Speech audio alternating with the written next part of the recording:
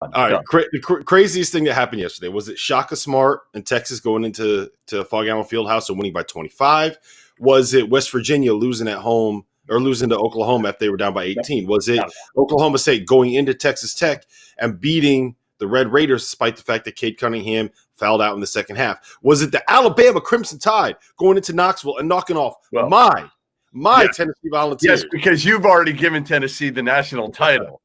So man, that was so brutal. That one was from so your brutal. standpoint, it has to be that one. Alabama going to Tennessee and beating for the rest of the college basketball world.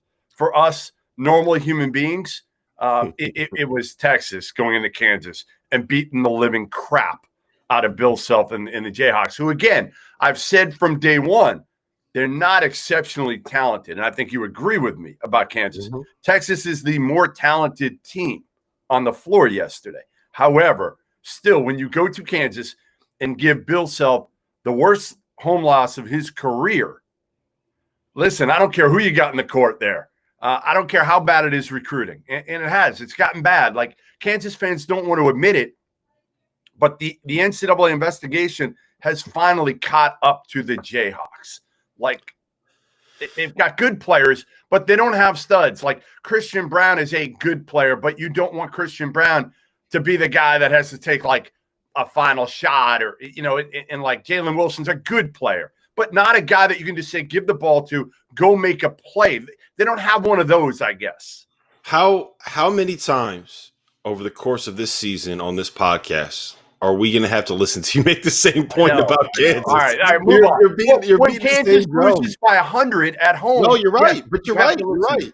You're right. Like, but I'm just like, it's the same thing. Like, I know. And maybe it's just because you have to sit there and get berated by Kansas fans on Twitter all day that you're just like, shut Although yesterday they were kind of quiet. Rob, I got to say, yesterday I didn't hear a peep from any of them because I think they've finally come to the realization that, yes, this team is not as talented. I get that they got Devontae Graham, when he signed from App State. I get that they've gotten mid-major guys and turned them into – and that's the beauty of Bill Self and his staff.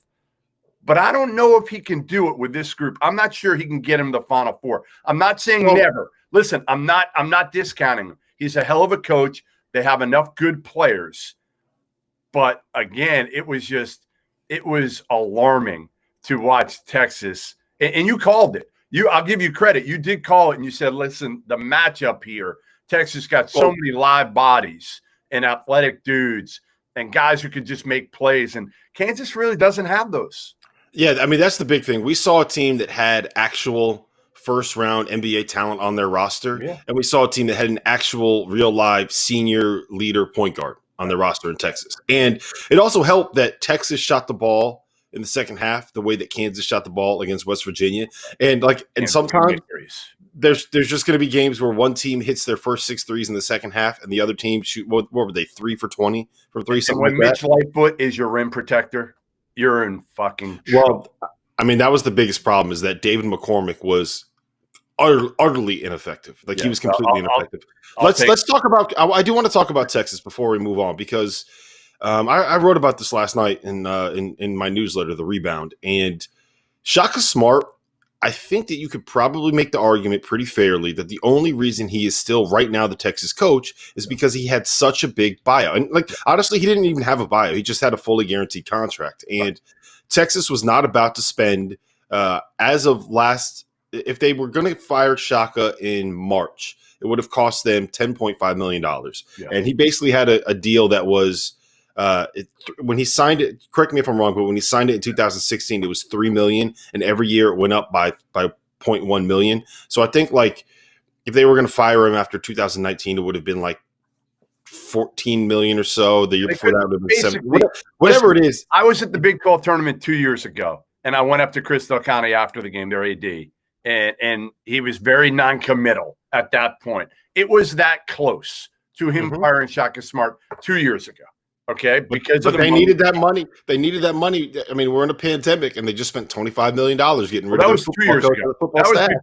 That was before the pandemic. This was 2 years ago that they were thinking about firing him. Last year, they were fighting again, and you wrote this in your newsletter. They were fighting to get in the NCAA tournament. They were playing Texas Tech in their first Big 12 tournament game, and that was almost a knockout game. It potentially could have been a knockout game. And if Shaka doesn't win that game against Chris Beard, there's a chance. Again, he's gone 2 years ago. There's a chance if it's not for the money. Last year, and now the dude is number 4 in the country, according to my latest top 25. It's crazy. You don't see this. You just don't see a guy get off the hot seat like this. And yeah, and I want to make a point too. And I know that when I say this, you're going to jump down my throat and you're going to say I'm saying that Shaka is going to be the best coach in college basketball. That's not what I'm saying. But Mike Krzyzewski, right, in his first 5 years, it took him 4 years to get Duke to the NCAA tournament. It took him 5 years to win an NCAA tournament game. And it wasn't until season 6 when he had Johnny Dawkins and Mark Allery and that guy, whatever that guy's name is on TV, Jay Bias, something like that.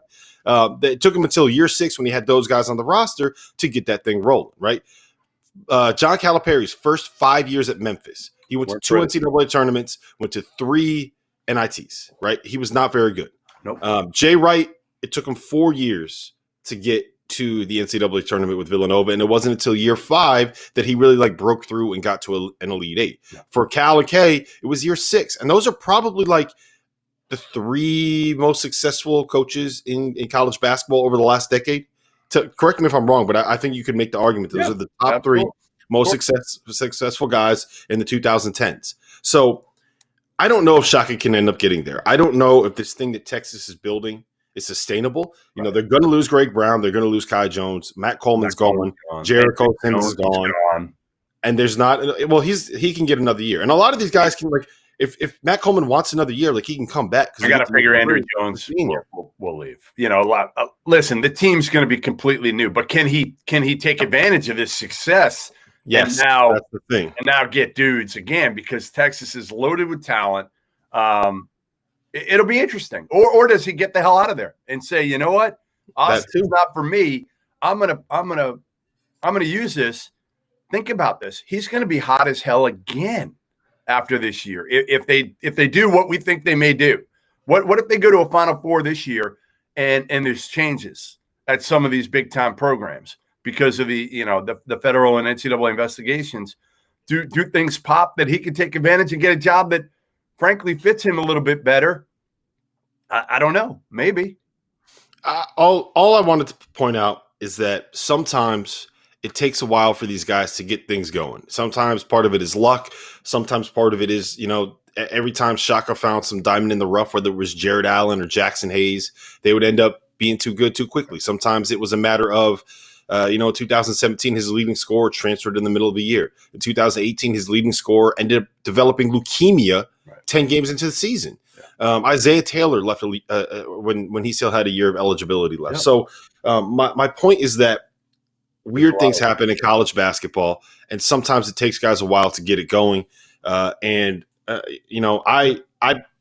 gotten to know Shaka well enough that I like him. So I don't think that he is necessarily the way that he portrays the relationship with his players, I think is actually real. I don't think that that's just some media front. Yeah. So I'm happy to see him doing well. And I'm glad that he was able to stick around.